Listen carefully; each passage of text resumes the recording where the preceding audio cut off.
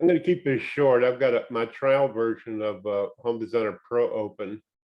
I'm just going to go over here to the walls and straight glass wall, and just I'm going to enclose a space. You can do this with just two walls. That forms a room, and of course, with our auto build roofs on it, of course, it has a roof over it. So I'm going to turn off auto rebuild roofs and get rid of that. There it is.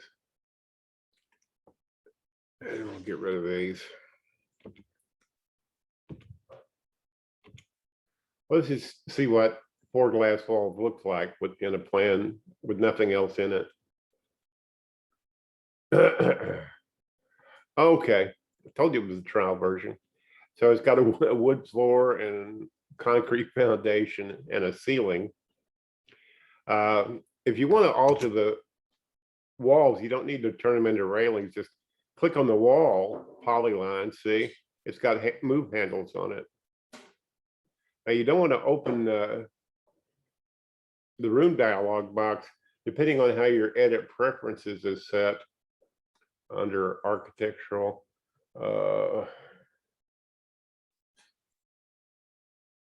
maybe it's on appearance, I forget.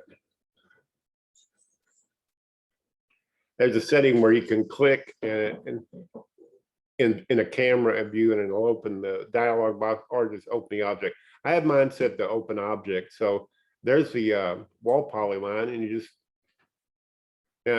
this is easier to do in an elevation camera than an isometric camera. See, there's that wall that I altered there. And in an elevation camera, you have these dimensions that you can use. So I set it exactly at 8 feet. Simple once you know how, okay? So that's what I was trying to tell you verbally. And of course, it looks stupid with the ceiling under it. I mean, over it.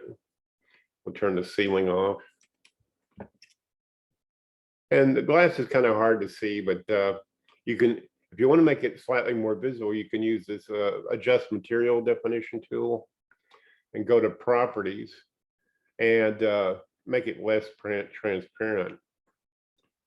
We'll make the glass show up better, so you like that. Still looks like glass, but it's more visible than otherwise. Okay, that's all I wanted to show you. Hope this helps you, and whether it does or not, have a great day.